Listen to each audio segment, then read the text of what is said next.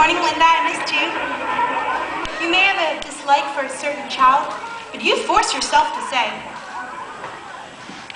Good morning, Manuel. How are you doing? My name is Rose Hoffman. I teach the 3rd grade. At 9:15, we have our arithmetic lesson. I have tables fun written on the board, multiplication.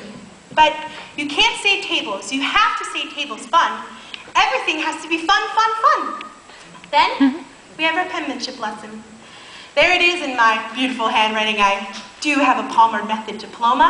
I tell my kids, Miss Hoffman's here, everyone works. Working is a blessing. But I don't give them assignments over their heads. I don't tell them the reason for things. I give them the rote method. This is very boring, very monotonous, but habit is a great thing for these children. Habit, they love habit. I like to be sure that my desks are well organized, my classroom is neat, tidied up. I love uniformity. I really like straight lines.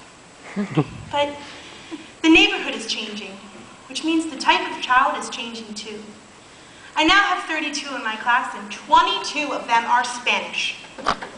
We have a couple Appalachian kids, but the little Appalachian kids, no one gives them the special attention they deserve. Their names aren't Spanish. In the old days, we had about 18 to 20 children who came in the first bell and left at the end bell. But now we have students coming in from art therapy, computer lab, English as a second language. I'm shocked that English isn't a second language. When my parents came over here, we didn't learn Jewish at the taxpayers' expense.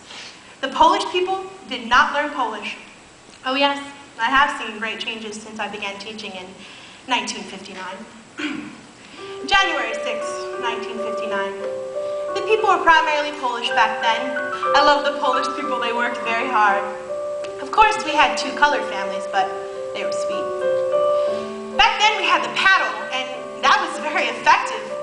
I believe in corporal punishment. It builds trust, and it builds respect. My classroom was always a showcase. In those days, we did it ourselves, with colorful pictures and charts on the wall, a snowman in winter, a pumpkin in fall, and all the supplies were in neat little piles on the shelves. My children were always respectful. When the principal came, they would rise. And if I had to leave for a minute or two, they always found something constructive to do. And everyone sat in their places according to size. But kids don't know how to behave anymore. Ask them to rise and they'll ask you what for. We confiscate weapons and drugs at the door. No spitballs or comic books now. They want me to teach in the classroom like that, but nobody tells me how. I made a big deal about spelling, but they learned by the time I got through. They copied their words till they knew them by heart. 10 times for the dumb ones and twice for the smart. And gold stars were given to those who made sentences too. But why bother teaching them spelling today? Nobody knows how to read, by the way. How can you spell what you can't even say? It's say habla español now. The way I've been teaching for 40-some years is no longer effective, or so it appears. Well, damn it, it worked for me then, so what's wrong with it now?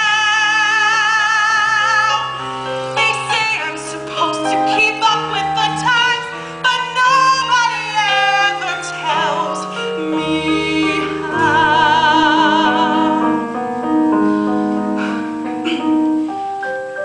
There's this one little girl who stands out in all my years of teaching, my favorite, Pam. She wasn't very bright, but she didn't cause any trouble either. I see her every once in a while. She's a checker at the Treasure Cove supermarket. She doesn't cause any trouble today. She has the same smile